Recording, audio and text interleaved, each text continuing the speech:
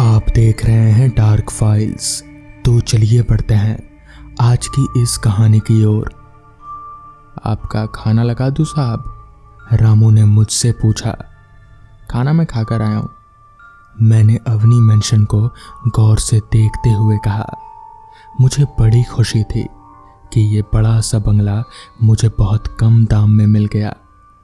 अच्छा रामू, ये बताओ, मैंने पूछा, ये बंगला इतने कम दामों में क्यों बेचा जा रहा था?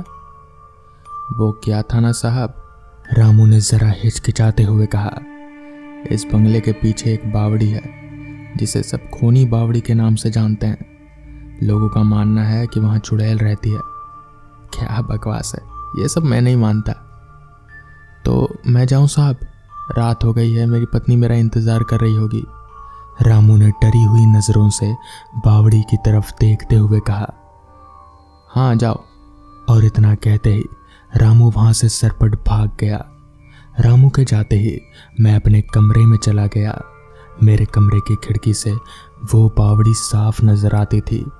मैं बहुत थक गया था और मुझे बहुत नींद आ रही थी। मैंने एक बार नजर उठाकर उस बावड़ी को देखा और फिर से अपने बिस्तर पर लेट गया। थकावट की वजह से मुझे बहुत जल्दी ही नींद आ गई। थोड़ी देर बाद मुझे बंगले के पीछे से कुछ आवाज़ें सुनाई दी। मुझे ऐसा लगा कि बावड़ी में कोई नहा रहा है। मैंने खिड़की से बाहर झांक कर देखा तो एक खूबसूरत सी लड़की बावड़ी के पानी से नहाकर बाहर आ रही थी। ये कौन है? मैंने मन ही मन सोचा। और इतनी रात गए मेरे घर में क्या कर रही है, ये सवाल भी मुझे सताने लगा।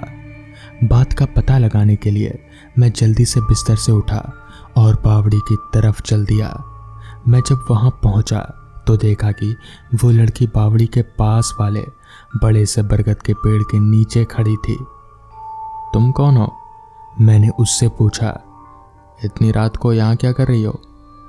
मैं अनामिका हूँ, उसने मेरी आंखों में आंखें डाल कर कहा। और ये मेरा घर है। इतना कहकर वो बावड़ी की तरफ चल पड़ी और उसके पानी में समा गई। मैं हड़बड़ा कर उठा तो मैंने देखा कि सुबह हो चुकी थी। मैंने जो कुछ देखा, क्या वो सिर्फ सपना था? ये विश्वास करना मेरे लिए बहुत कठिन था। नाश्ता करने के बाद भी उस लड़की का चेहरा ही मेरी आंखों के सामने घूमता रहा। क्या वो सचमुच बावड़ी वाली चुड़ैल थी? मैंने अपने आप से पूछा। लेकिन अगले ही पल मुझे अपनी सोच पर हंसी आ गई। मैं कब से इन अंधविश्वासों पर विश्वास करने लगा। मैंने उस बात को मन से निकाल दिया और काम करने के लिए अपना लैपटॉप खोला। लेकिन उस लड़की का चेहरा था कि मेरी आंखों के सामने से हटता ही नहीं था। मुझे उसके बारे में जानने की उत्सुकता हुई। मैंने इंटरनेट पर अनामिका मेंशन टाइप किया और ये जानना चाहता था कि आखिर कल रात उसने मुझसे जो कहा, क्या वो सच था? क्या वो सचमुच कभी इस घर में रहा करती थी? सर्च का बटन दबाते ही मैंने जो सनसनीखेज खबर पढ़ी, उससे मेरे होश उड़ गए। अनामिका मेंशन, एक भयानक कत्ल। मैं उस कत्ल के बारे में ज़्यादा जानकारी प्राप्त करने के लिए पास के पुलिस स्टेशन में गया। वहाँ के इंस्पेक्टर ने बताया कि कई साल पहले अवनी मेंशन में एक पति पत्नी रहा करते थे। पति का नाम वरुण मेहता और पत्नी का नाम अनामिका था। एक रात दोनों के बीच कुछ बहस हो गई और अनामिका ने अपनी पति को चाकू मारकर हत्या कर दी। अगले दिन सुबह पुलिस को वरुण की लाश अनामिका मेंशन में मिली। खून से लथपथ चाकू भी उसकी लाश के पास मिला, जिस पर अनामिका के उंगलियों के निशान थे। लेकिन अनामिका को कोई पता नहीं चला। अपने पति का कत्ल करने के बाद शायद वो फरार हो गई।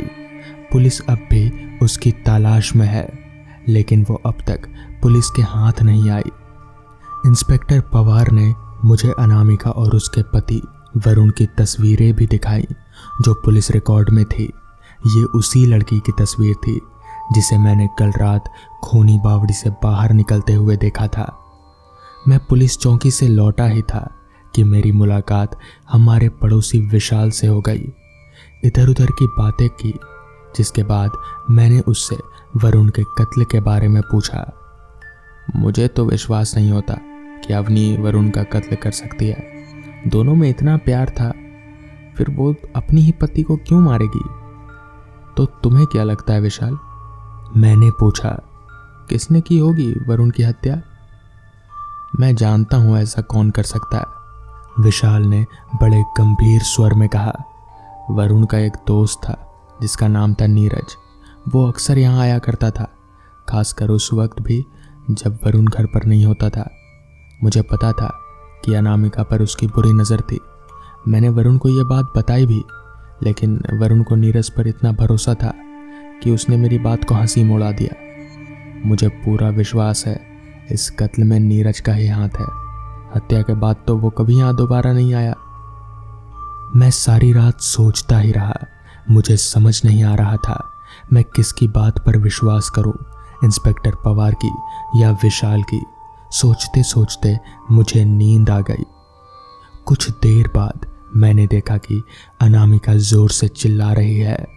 कोई आदमी उसे जबरदस्ती अपने बाहों में कसने की कोशिश कर रहा था। अनामिका अपने आप को छुड़ाने भर की पूरी कोशिश कर रहे थे, लेकिन वो अवनी को मजबूती से पकड़े हुए था। अनामिका मदद के लिए चिल्ला रहे थे। इतने में वरुण आ गया। नीरज, वरुण ने उस आदमी की तरफ बढ़ते हुए कहा, तुम ये क्या कर रहे हो? छोड़ो उसको। नीरज ने अपनी कोट के पैकेट से एक चाकू निकाला और वरुण के पेट में दे मारा। वरुण की उसी वक्त मौत हो गई। तुमने वरुण को मार डाला? अनामिका ने रोते हुए कहा। अनामिका ने वरुण के पेट में खोपा हुआ छुरा निकाला और नीरज की तरफ बढ़ी, पर इससे पहले कि अनामिका नीरज पर कोई प्रहार कर पाती, नीरज ने एक लोहे की छड़ी से उसके सिर पर वार किया। उस प्रहार से अनामिका की भी मौत हो गई। नीरज ने अनामिका की लाश को बंगले के पीछे वाली बावड़ी में डाल दिया। मैं नींद से हड़बड़ा कर उठा। तभी मुझे बावड़ी से कुछ आवाज़ें सुनाई दी। मैं बावड़ी की तरफ भागा। वहां पहुंचकर मैंने अनामिका को उसी बरगद के पेड़ के नीचे खड़े पाया। मुझे यहाँ से निकालो, अनामिका ने मुझे देखते ही कहा। मेरे साथ बहुत गलत हुआ है, मुझे न्याय दिलाओ। मैं तुम्हारी मदद ज़रूर करूँगा, कहकर मैं उसकी तरफ बढ़ा, लेकिन इससे पहले कि मैं उस तक पहुंच पाता, किसी अदृश्य शक्ति ने अनामिका को पकड़कर खींचा और उसे बावड़ी के पानी में डुबो दिया। मैंने उसी पल इंस्पेक्टर पवार को फ़ोन किया और पूरी बात डिटेल में बताई। इंस्पेक्टर कुछ गोताखोरी को लेकर आ गया और मेरे कहने पर उन्होंने बावड़ी में भी तलाश शुरू की। सुबह होने ही वाली थी कि उन्हें बावड़ी के अंदर से एक कंकाल मिला। उस कंकाल के सिर के पीछे एक जख्म का निशान था। ये जख्म ठीक उसी जगह था जहां नीरज ने अनामिका के सिर पर लोहे की छड़ी से वार किया था। कंकाल को जांच पड़ताल के लिए अस्पताल भेज दिया गया। जब फॉरेंसिक की रिपोर्ट आई तो उसमें यह साबित हो गया कि यह कंकाल अनामिका का ही है। अब मुझे उस सबूत की तलाश थी जो नीरज को दोषी करार दे सकता हो। मैं सोच में पड़ गया, ये सबूत मुझे कहाँ से मिलेंगे। मैंने चारों तरफ नज़र घुमाकर देखा। मुझे पूरा विश्वास था कि हो ना हो सबूत मुझे इसी बंगले के आसपास ही कहीं मिलेंगे, लेकिन मुझे समझ नहीं आ रहा था कि मैं अपनी तलाश कहाँ से शुरू करूं। बहुत सोचने के बाद मेरा ध्यान एक बात की ओर गया। मैंने अनामिका को जब भी देखा था वो उस बड़े से बरगद के पेड़ के नीचे ही खड़ी थी। अनामिका वहां बार बार क्यों आती थी? मुझे ऐसा लगा कि उस बरगद के पेड़ के नीचे ज़रूर कोई राज दफन है। मैंने कुल्हाड़ी उठाई और वहां खुदाई करनी शुरू कर दी। बहुत देर खुदाई करने के बाद मुझे वहां से ज़मीन में गड़ा हुआ एक पैकेट मिला। मैंने पैकेट खोलकर देखा तो उसमें लोहे की एक छड़ी और किसी मर्द के कुछ कपड़े थे जो खून से लथपथ थे। मैं फौरन उस पैकेट को पुलिस स्टेशन लेकर गया और उसे इंस्पेक्टर पवार के हवाले कर दिया। उसकी जांच पड़ताल से ये पता चला कि उसमें जो खून लगा था वो अनामिका का था और वो कपड़े विशाल को दिखाए गए तो उसने फौरन पहचान लिए कि वो कपड़े नीरज के ही थे। उन कपड़ों से नीरज के सर के कुछ बाल भी मिले थे। पुलिस ने नीरज को गिरफ्तार कर लिया। कपड़ों से मिले बालों की फॉरेंसिक जांच के बाद ये साबित हो गया कि ये कपड़े नीरज के ही हैं। अब नीरज के पास अपना जुर्म कबूल करने के अलावा और कोई रास्ता नहीं था। उसे 2 लोगों की हत्या के इल्ज़ाम में फांसी की सज़ा दे दी गई। आज इस बात को 6 महीने बीत चुके हैं। हर रात सोने से पहले मैं उस बावड़ी की तरफ ज़रूर देखता हूँ। मेरे मन में अनामिका से एक बार फिर से मिलने की बहुत इच्छा होती है, लेकिन वो फिर कभी नज़र नहीं आई। शायद उसकी आत्मा को मुक्ति मिल गई थी। मैंने उसकी अंतिम इच्छा जो पूरी कर दी, उसके और उसके पति के कातिल को सजा दिलाकर मैंने उसे न्याय जो दिला दिया था। मुझे पता है कि वो कभी वापस नहीं आएगी, लेकिन ना जाने क्यों हर रात मैं उससे मिलने की इच्छा मन में लेकर ही सोता हूँ। तो दोस्तों, ये थी आज की पहली कहानी। तो चलिए बढ़ते हैं आज की दूसरी कहानी की ओर।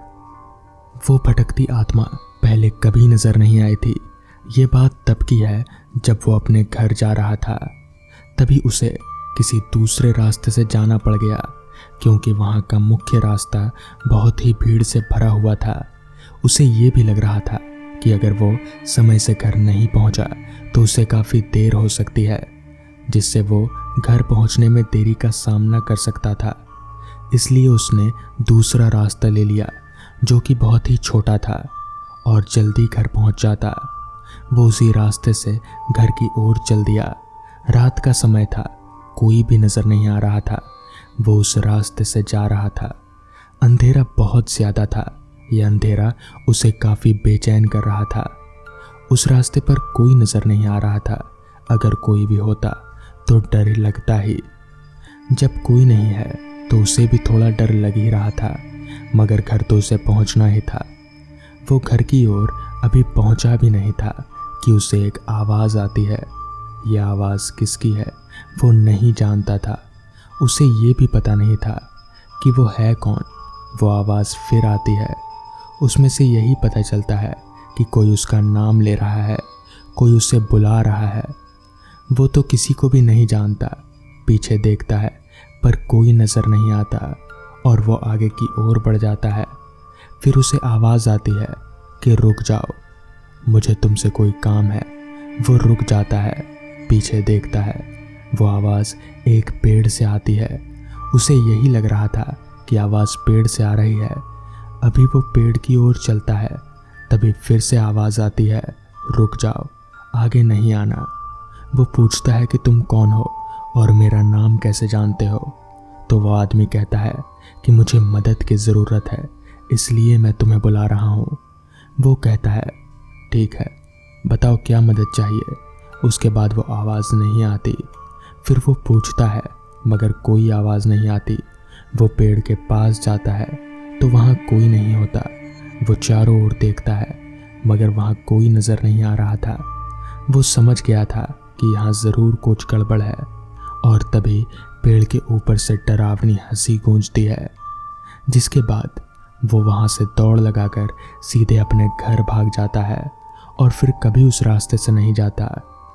तो दोस्तों, ये थी आज की कहानियाँ।